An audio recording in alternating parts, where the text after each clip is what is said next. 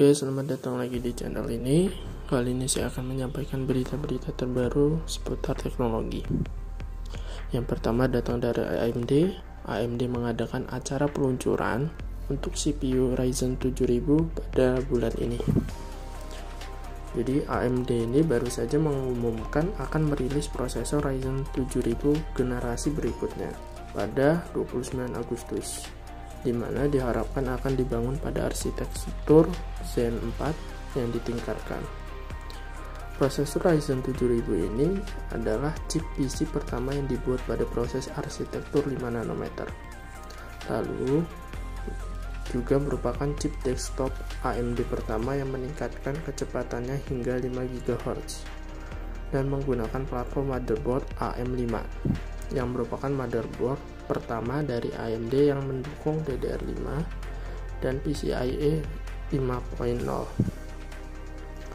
AMD juga berencana untuk merilis beberapa chip Ryzen 7000 untuk laptop gaming, ekstrim, dan laptop tipis sesegera mungkin pada tahun depan. Yang kedua datang dari Android, yaitu fitur Android 13 yang harus diketahui. Jadi, setelah 4 bulan melakukan pengujian beta, akhirnya Android 13 hadir. Perangkat lunak tersebut memiliki kode nama Tiramisu. Meskipun memiliki perubahan pada Android 13, tetapi perubahannya tidak membawa pembaruan yang penuh fitur. Di antaranya perubahan-perubahan tersebut yaitu yang pertama yaitu Material You. Melanjutkan dari Android 12 kini diperbarui pada Android 13. Sekarang Anda dapat mengubah aplikasi pihak ketiga dengan Material You, sehingga ikon aplikasi mereka akan cocok dengan warna wallpaper Anda. Google juga memperluas palet warna yang tersedia untuk kustomisasi di Material You ini. Akan menampilkan lebih banyak opsi warna untuk dipilih per warnanya. Yang kedua yaitu pengaturan bahasa per aplikasi. Selain menyetel satu bahasa sistem, Android 13 kini memungkinkan Anda menyetel bahasa per aplikasi, sehingga Anda dapat menggunakan bahasa pada sistem. Misalkan pada sistem menggunakan bahasa Inggris, sementara misalkan pada aplikasi WhatsApp dapat disetel dengan bahasa lain. Yang ketiga yaitu pemutar media dengan bentuk yang lebih dinamis.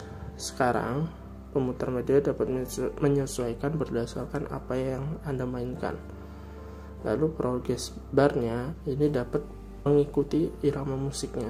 Lalu yang keempat, ini ada bagian foto dan video tertentu dengan aplikasi. Jadi fitur ini mirip dengan salah satu fitur privasi dari iOS. Jadi saat aplikasi meminta izin untuk akses perpustakaan Anda atau memori Anda, ini tidak perlu lagi memberikan akses keseluruhan pada galeri Anda. Jadi sebagai gantinya Anda dapat memilih foto dan video mana yang dapat dilihat oleh aplikasi tersebut, yang membuatnya ini menjadi sempurna sebagai privasi.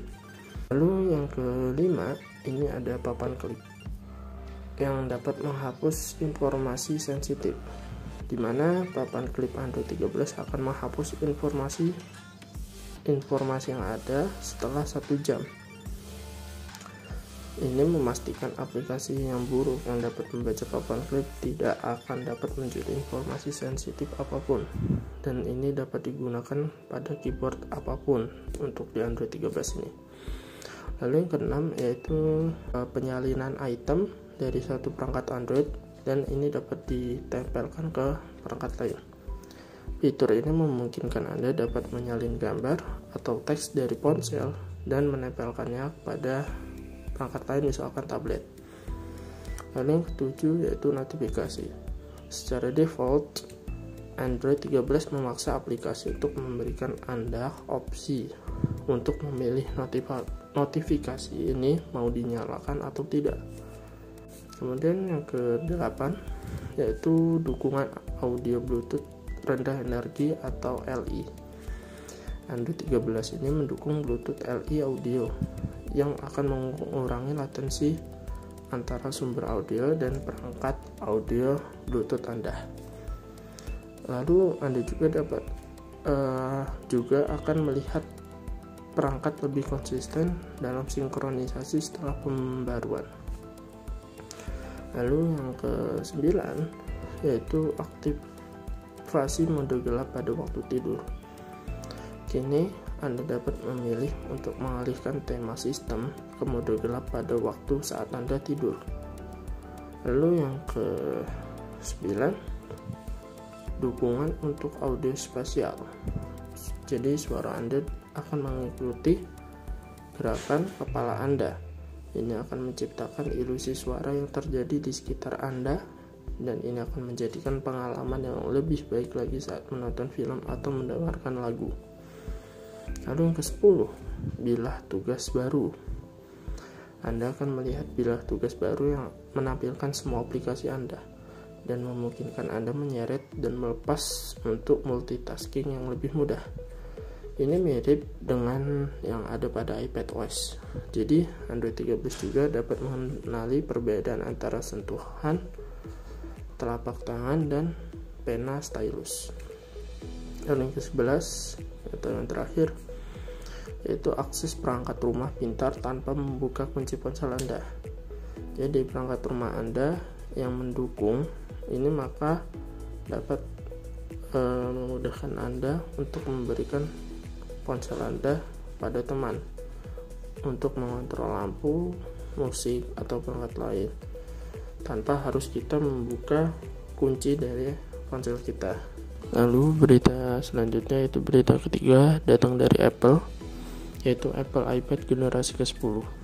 Apple biasanya mengadakan acara peluncuran ini sekitar bulan Oktober.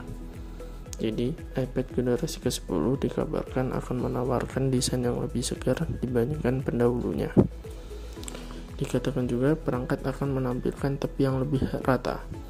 Menurut laporan, iPad generasi ke-10 akan berukuran 248,62 x 179,50 x 6,98 mm, yang artinya sedikit lebih ramping dan lebih lebar dari pendahulunya yang berukuran 250,6 x 174,1 x 7,55 mm.